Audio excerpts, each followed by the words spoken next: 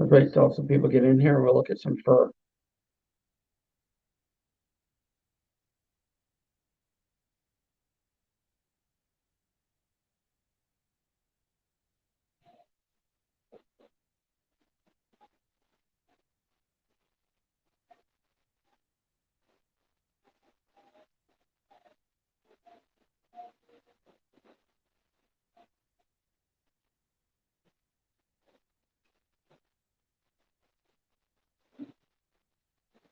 Look at some fur.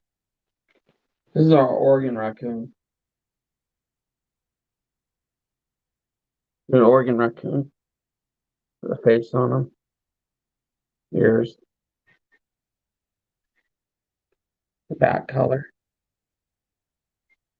Pretty sure this is the one that was hit by a car, but I picked up. Beautiful tail on him. Very thick coat.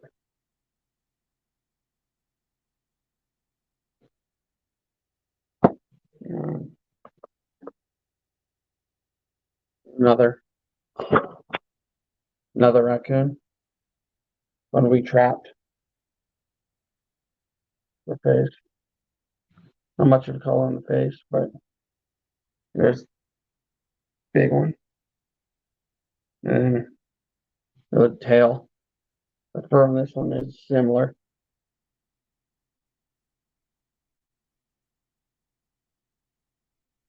Real soft.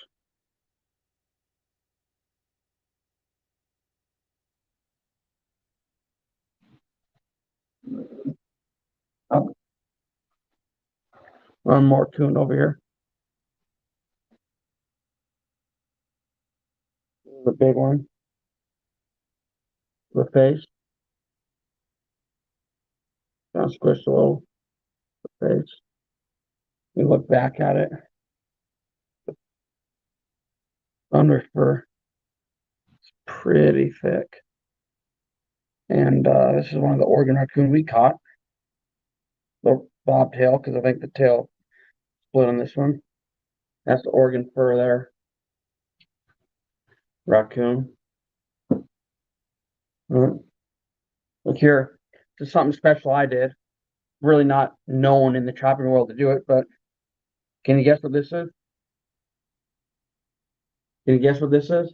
This is actually a nutria skinned in the round. See? And I love the way the nutrias look skinned in the round. A very pretty pelt. And not something normally trappers do, but this is something I wanted to do. Because I was trying to skin them fast and do nutria in the round. You don't see that very often at all. Here's one of our beaver. All right. Smaller beaver, and I'll show you the fur on this. Runs real long guard hairs.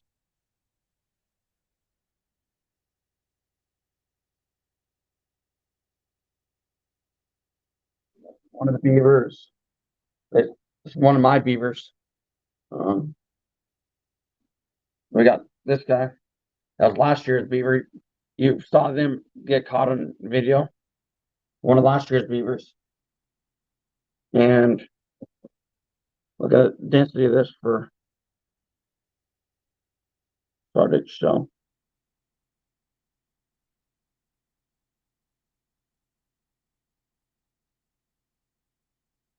And yeah, this is one from last year.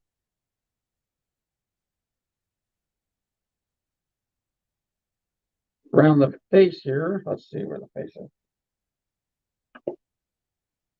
It's here. Got that red on him. See that red tone? I see that orange. It's actually like a reddish orange. That orange reddish tone to him. And the belly fur down here, real thick beaver. Another beaver from this one from 2 years ago. Well, I think I was filming then, but still red on him and still pretty thick.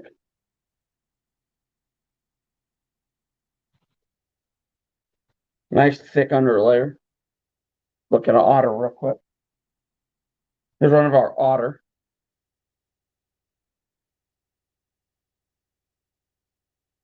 And we got nice color.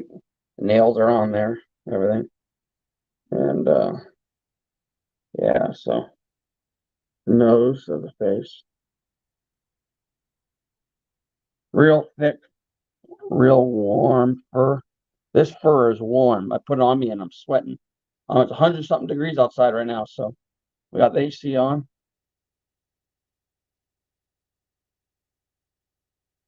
Real thick fur, real nice fur. And the belly, very silvery looking. Nice big, thick, wide tail. These are all tanned by Moyle. And then here's another one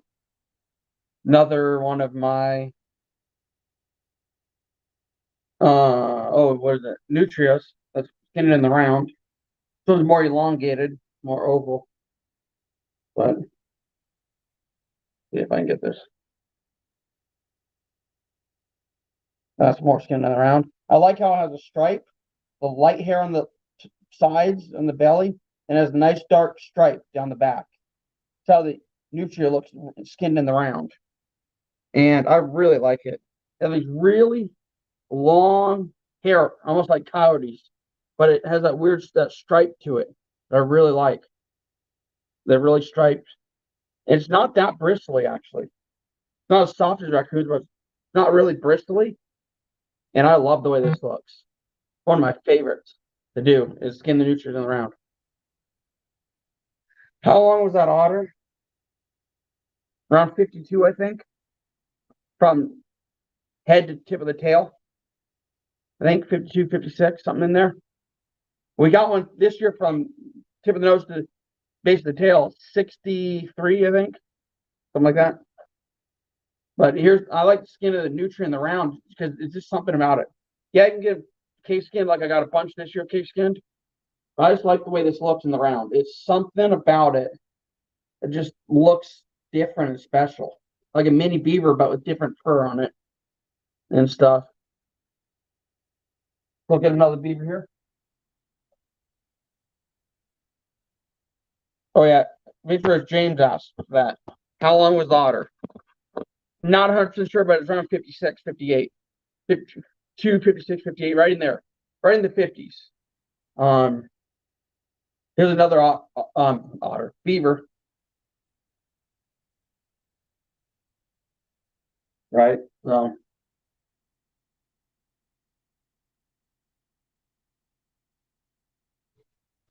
And they got this, let me get on my knees here.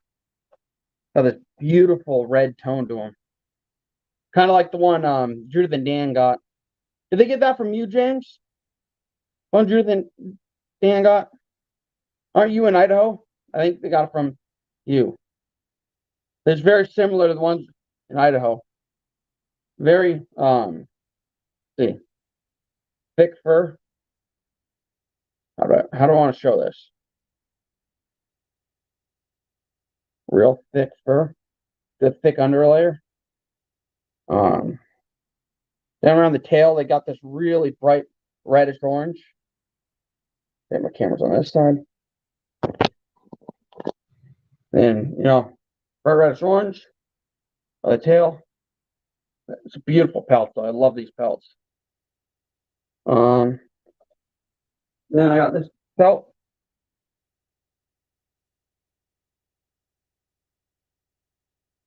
a beaver. I mean, I don't know why I keep saying otter. I'm thinking about my otter that's coming. These are from the last 2 years, these pelts, some of them.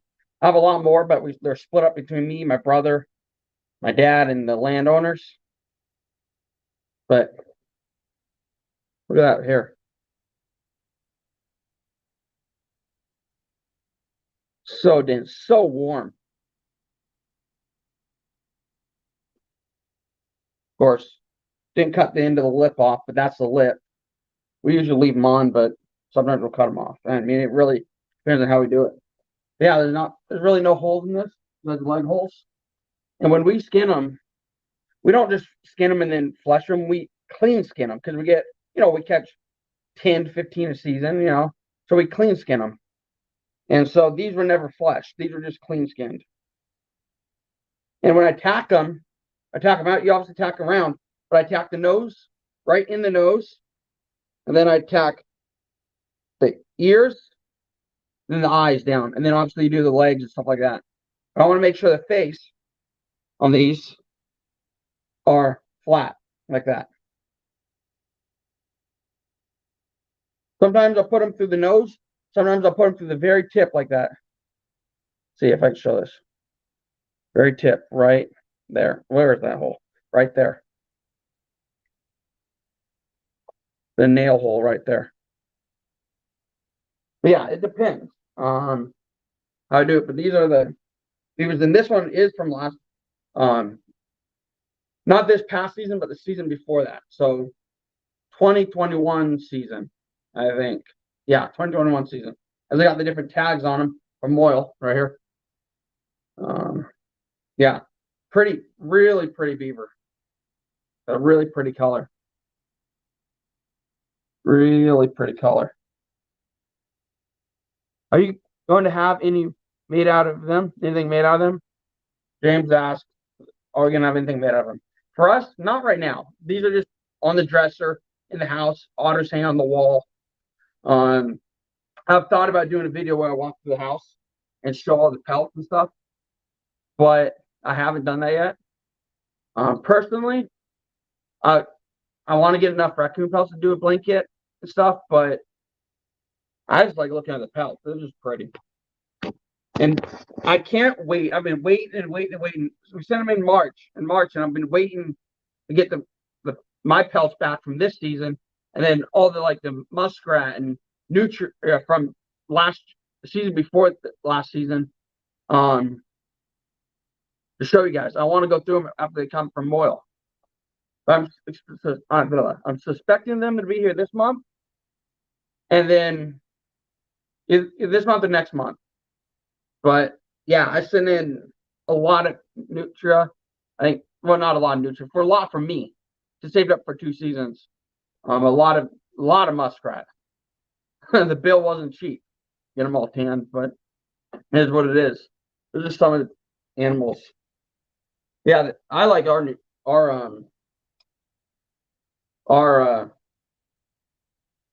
what are they? Raccoons.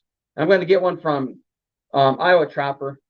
I'm going to get one of his 5XLs, one of his real big ones and stuff. Now, here's something interesting, too. This otter, look at the size of this otter. And look at the size of the raccoon. The raccoon and otter are pretty similar at the base. Look at that. This is the base of the otter. That's the base of the raccoon. So this raccoon is almost the size of the raccoon's almost the size of an otter. That's crazy. That is crazy.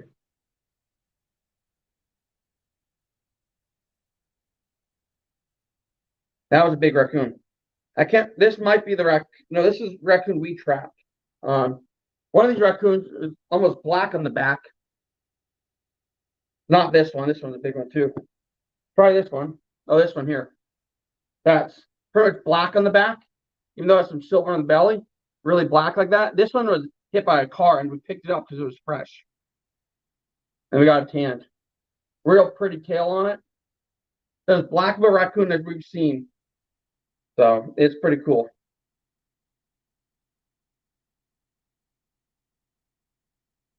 I send my stuff to Moyles. They did some great work. I only live 30 minutes from them, so I didn't have to pay the shipping.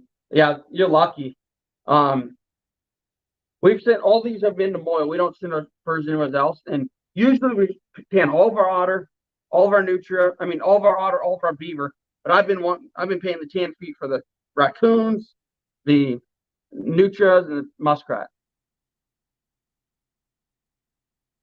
Yeah, that's lucky you living near Moscow, Idaho. Um, that's cool. Yeah, you're lucky. The prices they're getting all your firsthand is expensive. It's really shocking how expensive it is. But if you want to look nice, better get it professionally done. Now, this raccoon, I don't know. This raccoon is interesting. It just has a really white belly like this, real long belly hairs, real thick, bristly fur on the back. My dogs are in here right there, and they're like thinking, looking at me, well, laying there, but I can imagine looking at the pelts and be like, what are all these animal pelts? Just getting terrified or something. Moyles and Hayburn, Idaho. Oh, I thought it was in Moscow. Oh, in Moscow. Oh, that makes sense. Okay. Hayburn, Idaho. Hayburn, Idaho. I wonder where everybody is tonight. I know I don't go live very often, but yeah, all these were caught with conibears. All of them. All these furs. We're mainly conibear trappers now. A lot of the pelts we caught when I was young, just out of high school in 2014, were on leg hold, but that was way before I filmed. That was just when YouTube was just one of those thoughts were like, that's never, I'll never be able to make it work, one of those things. But yeah, yeah.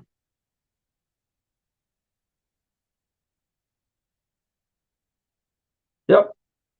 I totally lost my train of thought. You want me to measure this otter real quick? Hang there for a second. I'll measure the otter. I'll be right back.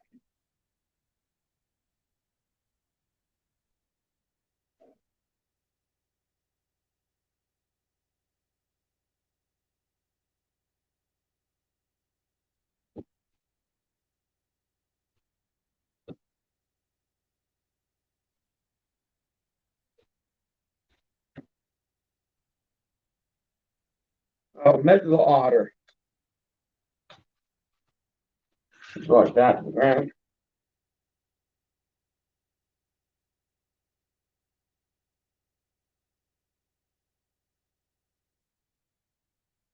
To the base of the otter, well, base of the otter is 33.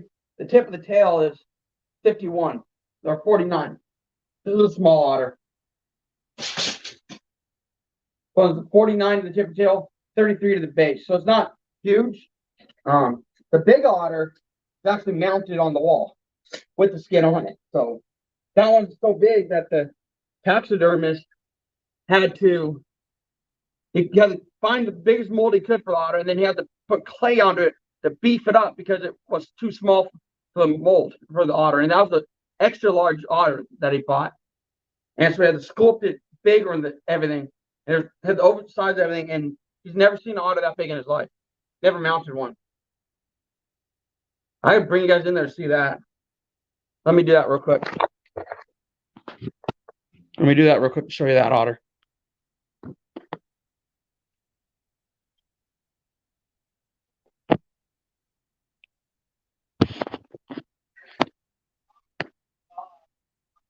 There's that otter up there. See if I can get this done right. Why is it tilted? There's the otter there.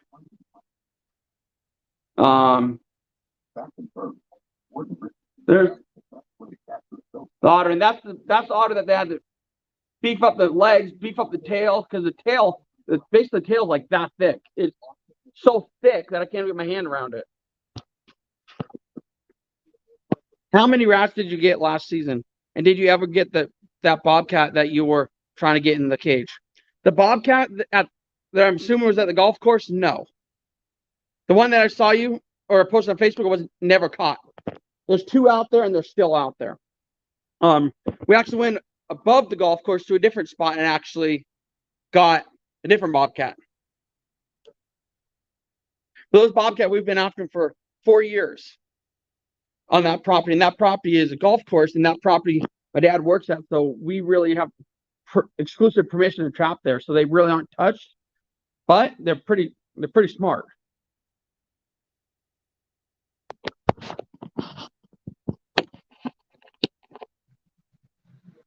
And how many rats did you get this past season? I did not trap for rats. I got 3. The year before that, I had 2 dozen traps out for rats and nutria and all that stuff. And we got 30 rats, I think. And 10 nutria. And that's a lot for just not targeting them and just putting the traps on the side to catch the extra ones. While we're beaver trapping for whatever just goes in them.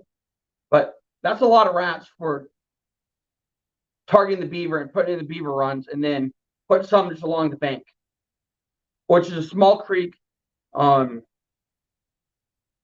feet across. Right now, it's probably 4 inches of water in it. In the winter, there is anywhere from 2 foot to 7 feet when it floods. So, and it fluctuates, that creek. So this is a small little drainage like that. It's not even on the actual creek. It's offshoot, and it goes up to property. In the ditches of farmland, and along there is where we trap. So who else is in here? I'll show you some pelts if you're interested. Someone else just popped in, number 2. Here's some pelts. I'll show you guys some more pelts. I'll show James. He looked at them. But here's the otter. Raccoon. Has a little bit of yellow on him here. This one was the first one we did. Split the tail off it on accident. But something that's cool that I like doing with my nutria that are really cool is this skinning them in the round like this, or round skinning them. And they have this cool, awesome stripe down them. And they have this really cool hair that has this on the back, has this almost stripe pattern to it. So it'd make really good flies, but I'm not going to sell this. This is one of my favorite ways to do the nutria. But this year, the pelts I sent in this year from the previous year are all case skinned. There's a blacker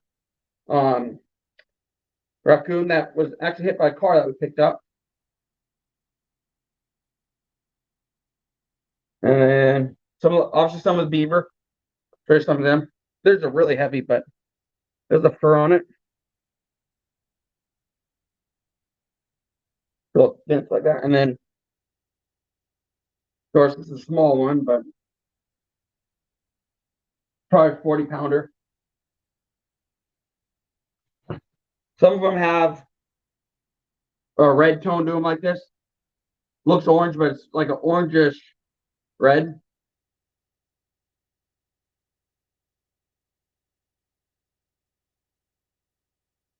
Really not as dark as it looks. It's really more red. The other raccoon. Man, I'm having a brain fart lately. Real thick fur.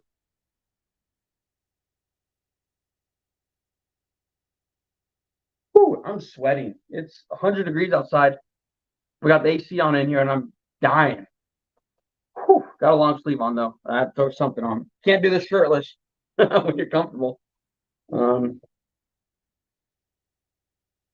There's another beaver. I can't wait to show you guys the pelts when they come back from the cannery. These are the last 2 years' pelts. Well, some of them. We split them up between my brother, myself, and my dad. Because we're all trapped together and pay the fees. There's that one. It is hot. Then, of course, you got my favorite, well, of the Nutria skin so far. Is just like this. It just has that stripe down it. Well, there you go. Stripe down it, and then in around. And you could do arts and crafts with this, or you can just throw it on something like you would throw a beaver pelt. You got to be careful because you got to be careful because it's thin. They're pretty thin, and got to be careful of the hair slipping through. That's all.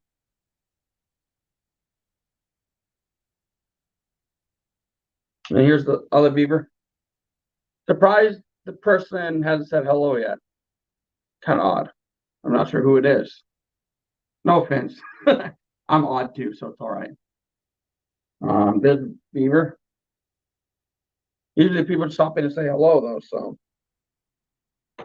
that's just what I have available to me to look at. I just ran upstairs, pulled off my dresser, and pulled off.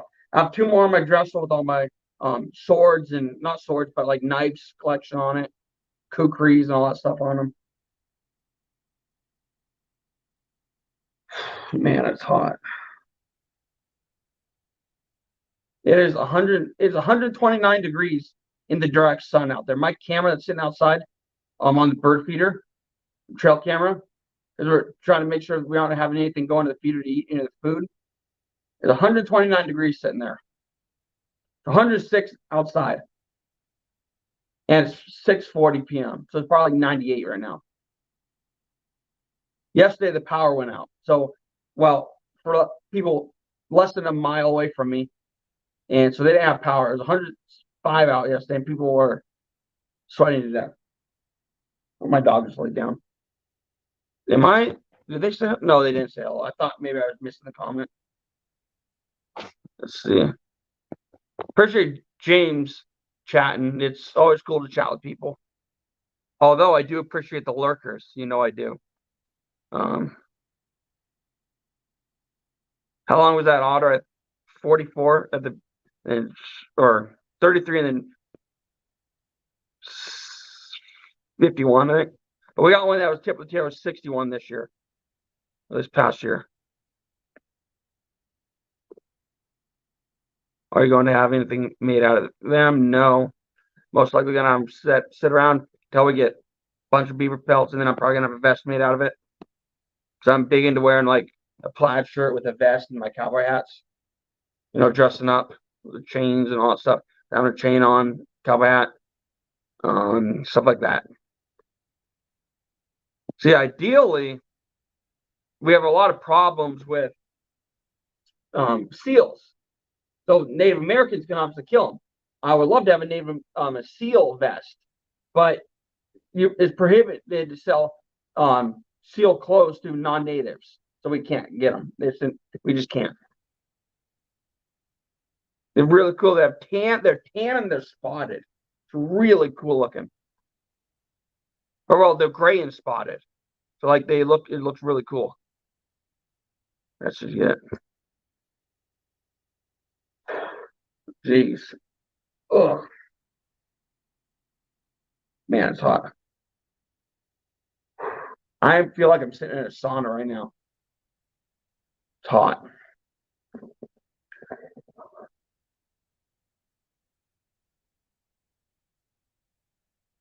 Yeah, that's nice. Yeah, 6'3".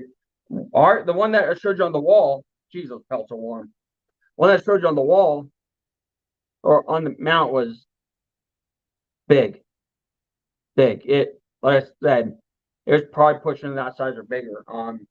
Can't remember. It's like 6 years ago that we got it, and yeah, I can't remember. But the taxidermy said he's never seen an otter that big, and he had to modify the mold with clay and build it up thicker and thicker because it wouldn't fill out the skin, the tan felt.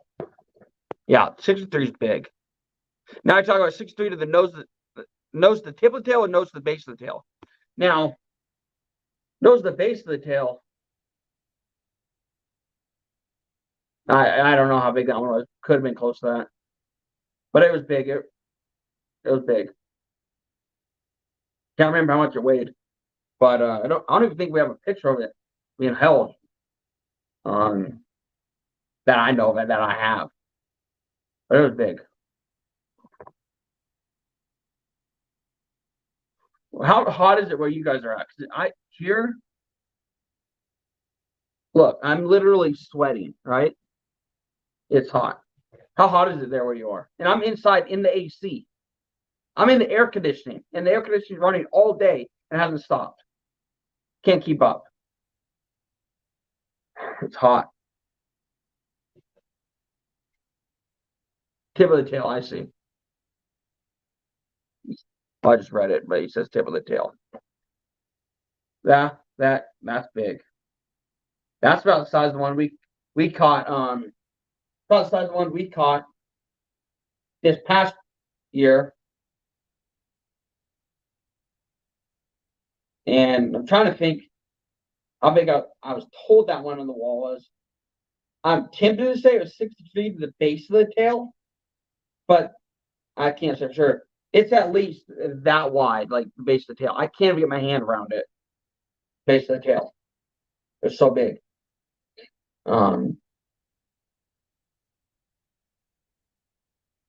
Yeah, it's big. It's hot.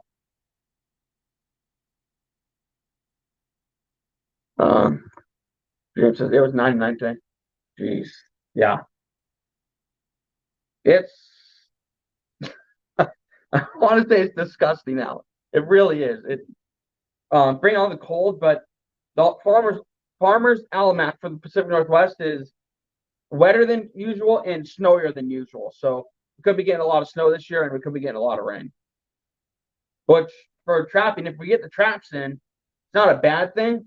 But if we have to put the traps in because of work or something like that, and we have to put them in January, it's gonna be more of a problem with the fluctuation, getting them in and stuff. But it's good when you have the traps in. Water comes up, all the animals move in, go down, they get caught. Comes up again, it floods, they move in, they get caught when it comes down. So it's good when my little stream floods up and down because it brings in another bunch of animals. Because what happens is we have the stream, not even a stream, like a little ditch, farm drainage ditch, and then it goes down to a big, flat, shallow pond, like lake-like pond, big pond, and then it goes over the brim of that is to a creek. And it goes up the creek. That's an actual legitimate creek. So that creek that goes all the way down and eventually twists and turns down to the Columbia has the animals that can come up that creek. They go over a berm and they're in that swamp, and they go up that creek to where we are. Where at one point there was six houses up there. So a couple of them were removed. There's a couple that are tucked up under the bank that are still there. There's some big hole. There's a hole about that big that I could fit into, tucked up under the bank. So we know they're up there. Where I put my big round 12-inch RBG, the big one, the 440, right down a little bit from there. If you watch my videos, you know where I put that up. When I first walk down, and there's a first trap, that big one. Across from there and down about 3 feet, 3 yards, maybe 3 feet, 3 yards, down a little bit and across the creek is a big hole that goes way up under the bank. That's 100% an animal hole, right? It's probably 6 feet by 7 feet, and the hole. So there's animals going in there, and that's rutted. That's the bank rutted out. So it's all from the base of the creek to the top, where it's rutted out, but it's strong enough that it doesn't cave in, and the animals 100% living in there. I know they are because I had one on the ground and trail camera up there towards the end of the season that we never caught. So that beaver is still in there, 100% still in there. If he had babies, that repopulated that. So that's good. So in theory, we will catch beaver this year. Even when we caught all of them and had trick cameras up and didn't get any more catches, the next year we caught like 64 animals out of there, including rats and stuff like nutria, muskrat, and beaver. So 63 animals. And the year before that, we caught 50 something, right? So even though the year before that we cleaned it out, we thought the year of that we caught 63 or 64, and we thought we cleaned out then, and then we caught like 40 next year. So I mean, there's animals in there. There's a lot of them. That Feeder Creek has a lot of animals. And that main feeder creek that's way down further down the property line is the one that I originally trapped on with leg holds years and years ago. Down, if you go into that creek and go up the road a little bit, on another farmer's property is where I trapped on that. But that's way down at the end of the farmer's property, and that's a long ways to go on foot. That's a steep bank, and that's deep. That's where we run the footholds. This spot is more of a drainage ditch with conibears. If we put leg hold in there, we have a chance of them being alive because one day it could flood, 2 days later it could be that animal could be on the bank. So it really fluctuates a lot.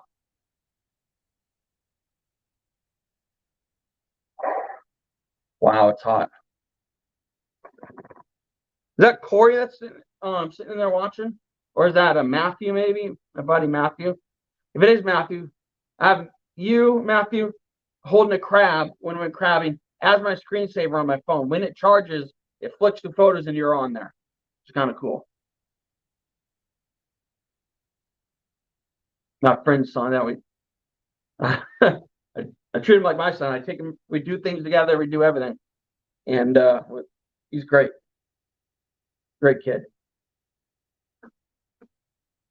Let's see, what else can we talk about? Oh, geez. Guys, got any suggestions what to talk about? I've kind of ran out of ideas. What's your guys' season looking like, and what are you guys looking to trap? I know Venture James, you definitely have some plans, I'm sure. Even if they're small plans, all of us trappers are hoping to get out, right? So what are your plans for this season? You know, I'm surprised it's not in here is Judith and Dan. That's a little shocking to me. Interesting to me that they're not in here. They are a moderator, and I'm just curious why they aren't in here. Not that there's anything wrong with not being in here. I'm going to dig myself a hole here, but I'm just curious. They're usually tuning in. You know, one of the first, second people to tune in. Always appreciate them. Appreciate James. Appreciate all my viewers.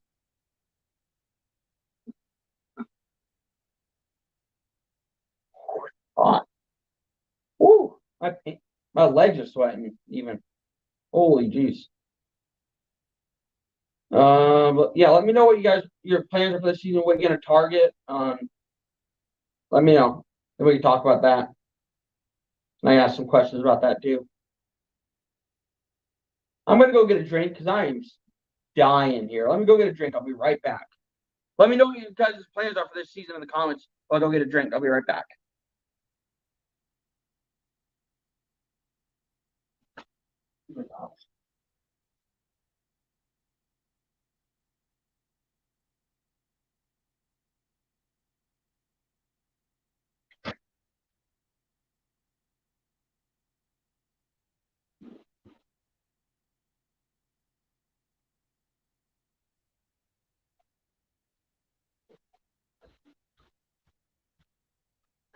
No wonder it's hot. It's 78 in the house. Got my drink out. This Cascade Ice, 0 calories, ice cold, which is gonna be fantastic. Move this a little closer. 50 yolks and 10 cats, mainly side goals, 3 otter and 10 beaver, and 100 rats, 10 mink. How many traps do you run? That's quite the goal. See, if I had it my way, so like my dad and brothers, because they're the driver and they're heading the trapping, I'm helping and doing my own trapping along the way with my license. But their drive, it's their friend's property. So they kind of, say we're gonna go beaver trap. So we go beaver trapping. Then I end up putting other traps out for other things, do some damage on the nest raiders while I can, do some damage on the rats while I can because they rut the bank up. The reason the guy wants the beavers out at my property, well, this property specifically, is because every time he plants apple trees, next day he comes down, they're gone. They're cut in half. He can't plant the apple trees in the crop for the deer if the beavers are killing them all. This has been an ongoing problem for like 6 years with this property. 100 rats. I'd love to get 100 rats. I would love to. But it doesn't, you get what you get. And when you don't have a freezer or anything, we don't have a freezer or stuff like that. So you have to skin them that night. Every catch you make, you have to skin them. You kind of got to be careful about what you catch. If you're not feeling like skinning them, you killed them, you better skin them, You don't have a choice. And sometimes you're just not in the mood to skin something. Yotes and cats, 3 to 4 dozen rats, 5 dozen, and or 3 to 4 rats, 5 dozen, and only 1 dozen for beaver. Nice. Yeah, I just hope to catch 13 beaver this year. That's kind of what 14, I think 13 or 14 is the record or so far out of this property. But I would love to actually have the gas prices go down and go up to the forest property that's up in the middle of nowhere and trap that property in. You guys haven't seen it because the year before I started filming, we stopped going up there because of gas prices. You're spending a 2-hour drive up there after work, so you're getting off at 5. You're basically getting back at 7, 8 o'clock, and it's dark once you leave the property. So hour and a half there, hour and a half back, and it's not worth that for the high gas prices just to check a couple traps.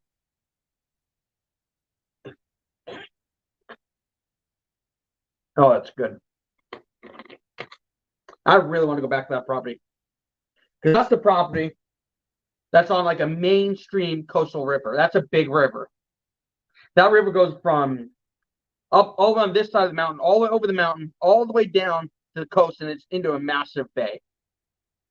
It's one of the longest rivers in Oregon, besides the Columbia River and stuff like that. It's the longest coastal river, and that's yeah, it's a big river. So you got tons of opportunities there. The problem there with the leg holds, where we put the leg holds there, and the majority of it being sand, like quicksand, like it's very hard to not come back and have you trap that far into the sand, and then you realize it's still set, right? It's because it's still thin. So I got some of Dunlop's Black Widow stands, so I stick it in the bank so it doesn't stand in. But we haven't been able to go back up there and utilize those yet. When we do, I'm very excited to use some of those no BS leg holds, and I'm super excited because we've seen the activity up there of the otter. There'd be otter prints all along the bank, up and down the bank, all over. There'll be beaver sticks on the other side. There's beaver sticks all over. And that's the last time I was up there. I'm excited up there. I love leg hold trapping. So that thing's down the leg hold, and it's pulling the cable, and you're like, ooh, it's heavy. You're pulling, you don't know what it is. You pull the cable, and finally you see what's on the end. It's like it's a beaver, it's an otter, it's whatever. That's the exciting part. Is when you finally see what's on there after slowly pulling it up. That's exciting. Conifers is fun too when you pull it up and see what's on there, but not quite as exciting as leg holds. Sorry, foot holds. Same thing. They don't grab the arm or the leg. They actually grab the foot, right? Grab right around the base of the hand, right here, or they grab the base of the foot. They don't actually grab the leg, like Disney movies used to. Oh, they got teeth. They grab the person. They're stuck in it. None of that stuff. Caro traps actually did a documentary where they modified one of the traps for a movie with teeth on them, and I said to him, I was like, you probably shouldn't be putting this out there because people are going to look at that. When I was a kid, I looked at Disney and thought traps were horrible because I was manipulated and thinking they're horrible from watching Disney and people get stuck in them. So I knew that if they put this horror movie out there and if it gains a lot of popularity and there's traps catching people, it's going to make trapping look really bad. Well, they just said, well, it's just a movie. I'm like, I just backed off. I was like, okay, whatever. But I don't think it's good that trapping companies modify traps for movies that involve traps because it makes the trapping industry look bad. Especially when it's going to be one of those things where they're walking along, the foot gets stuck in it, and they're stuck, and then an animal comes along or something and eats them, or one of those movies. And that's never a good look for trapping companies. And I don't think trapping companies should be encouraging that type of stuff in movies. I think traps in movies should be removed. It shouldn't be in movies because that's just bad. Makes trappers look bad, in my opinion. What do you guys think about that? This was a couple years ago. They modified one with like big triangular teeth. I'm thinking, I know they're talking about making a movie with it. And I'm like, and I know those antis are going to eat that up. They're like, oh my gosh, these traps are so horrible. Look at this movie. People getting caught in them, stuff like that. Now, yeah, 90s kid. You saw it. I'm a 90s kid. Grew up, right? Watching Disney. The kids get caught in the traps. The trapper comes along with a shotgun, stuff like that. But at least I'm smart enough and got into the outdoors where that stuff doesn't. I don't look at that stuff as bad as they make it out to be. Right? It's part of. Without getting too political, Disney has an agenda. Disney is curated to certain audiences, and they put certain things in there because people relate that with bad stuff. Now, back then, I wouldn't say Disney was doing it to make it look bad, but now today, if they made something like that, I would say Disney's kind of trying to project their opinion on people because I know Disney's, whether you agree with their the political side or not, they kind of push an agenda here and there. So if you ever follow them and know how like that Gina Carano girl from that Mandalorian, she was MMA fighter, huge. She was one that's doing all the massive fights, throwing people over, fighting, physical combat. Made the show incredible. She said something and they didn't like it, and they canned her from the show. And a bunch of people got upset and boycotted them. And yeah, she's great. Now she's in some other movies, and I really like her. And so I really like her, but I didn't know when I first found out about that story and started looking her up that she was in the original TV show Gladiator. You remember that show Gladiator, where the people have to fight through the gladiators when they're in their jousting and beating people up? She was one of the original gladiators in that. And I used to watch that as a kid, and that was one of my favorite shows. Or called American Gladiator, I think they called it. That was one of my favorite shows. Just complete badasses sitting there knocking people down and trying to go through them. You look at it like the epitome of athletic and physically fit. This is incredible. That was one of my favorite shows, American Gladiator. But come to find out, she was one of the originals on there. When I was really small, they had that show. They always have with the Disney, whether that's Disney or the Lycos stuff. I get it. I just don't want to. I don't have a large audience on here, but I have a large audience on Facebook, and I don't want to say anything, that's going to get me in trouble. Now, that I don't want to play the middleman, but I have some sweet deals with fishing companies, and I don't want to lose those. So, they understand. I think they think very similar, but I don't need people looking at this and be like, well, he said this, he said that, going into people's stuff, trying to ruin my fun because they got butt hurt. So, yeah, I try to stay in the middle. Even though I'm an outdoorsman. Which way do you think I swing, okay? I'm pro outdoors, right? You're probably surprised I'm more in the middle than anything, but I do lean a certain way. And it's not, I'm not going to say that, never mind. Like I said, I'm not going to try to get myself in trouble.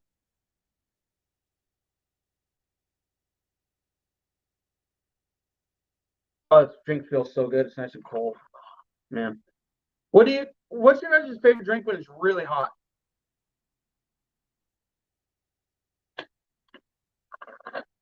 These are really good. They're 99 cents. No calories, no carbohydrates, no nothing. Obviously, there's artificial sugar in it. My grandma doesn't like that because she can taste artificial flavor. But they just have a lot, 90 milligrams potassium and stuff. So, it's one of those things where I like them.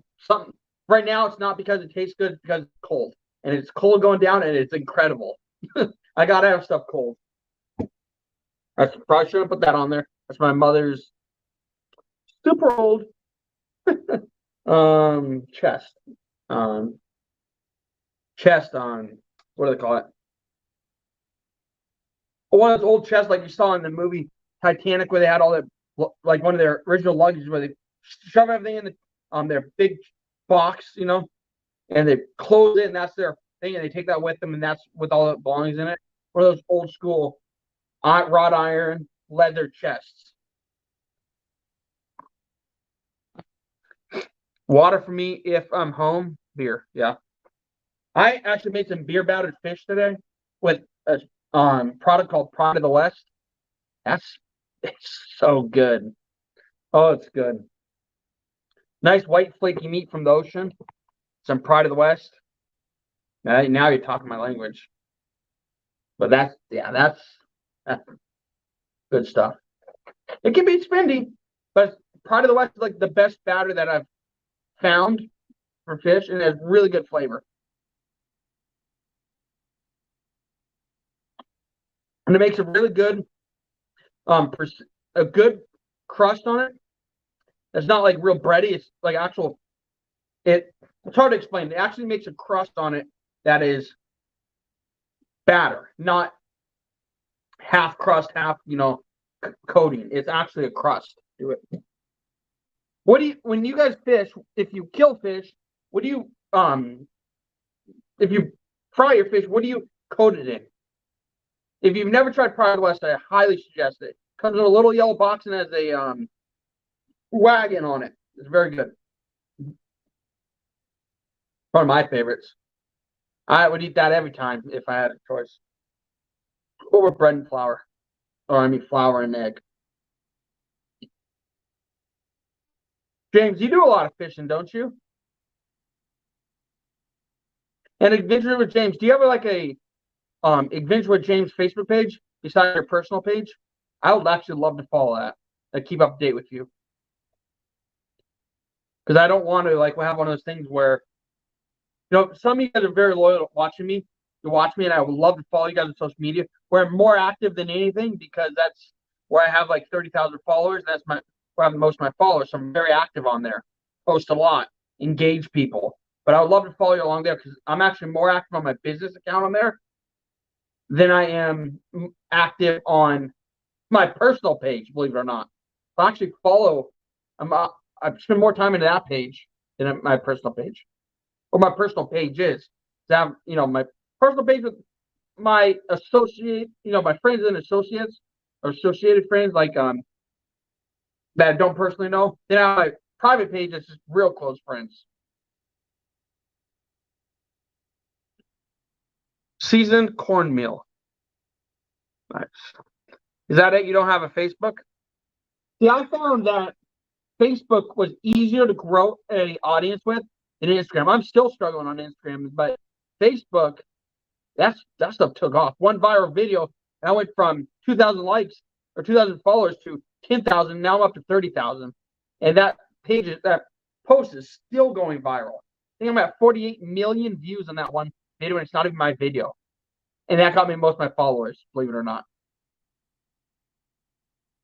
And Facebook's easier to get views than Instagram because on Facebook, when you have Facebook business for Facebook, whenever somebody likes your page, likes the post, you can invite them to like your page. So you can invite them to grow your audience. Whereas Instagram, I don't think that's possible. So you have to just hope and pray someone likes your page or follows you.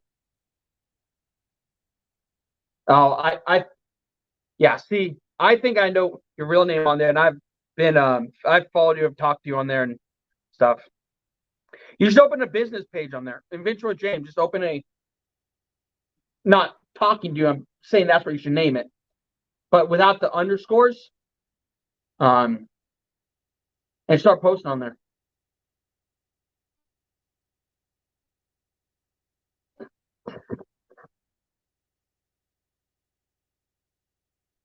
See, that's one of the technical things on there with Facebook business. I can make a post to my Instagram and Facebook, my business page, with one click. So I double post to post here and post there. But I mean, I'm just trying to show you that there's ways to do that, and things are easier there. But now ask if I like Facebook and their rules. But they allow trapping, they allow hunting, and they allow fishing. That is specifically in their rules. So I commend them on that.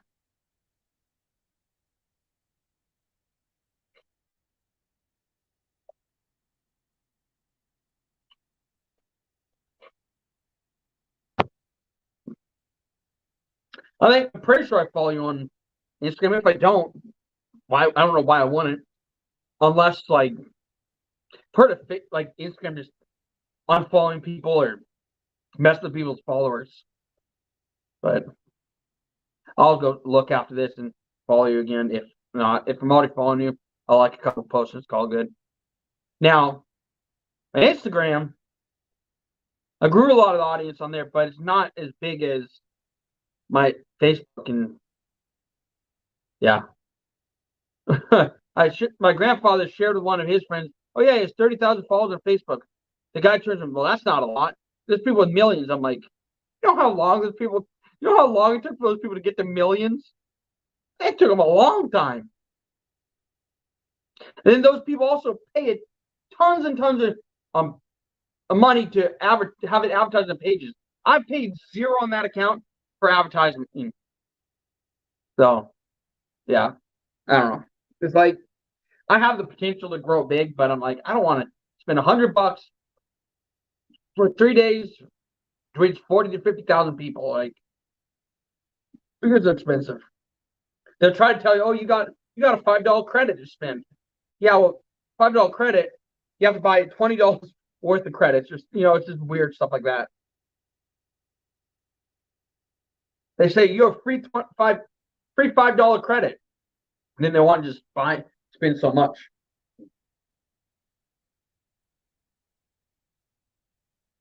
Which is interesting.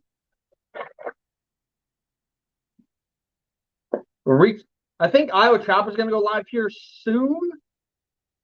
He should be. He usually does. I don't want to trample on anybody else. Once that live time that's at 56 minutes hits an hour, I'm probably going to get off because I don't want to trample on anybody else. You know how you try not to go live over the top of other people, and I'm not trying to do that. So one of the reasons Bluegrass went live for a drawing and I got off, and then now I'm back on. Bluegrass trapping, I think it is.